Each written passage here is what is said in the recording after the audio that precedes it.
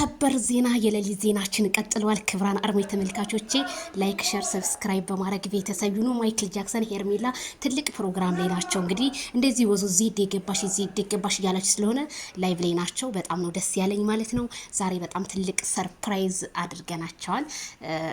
እሱንም እንግዲህ በቪዲዮዎቹ የማሳያችሁ ይሆናል። በነገራችን ላይ ዜድ የፍቅር ጀማአ ላይቭ ላይ ነኝ። በዛ መንጣት መከታተል ላይቭን በሙሉ ትችላላችሁ ማለት ነው። የኛ ነገስቶች የኛዎች ይሄንን ይመስላሉ ማለት ነው። እየቀወጡት ነው።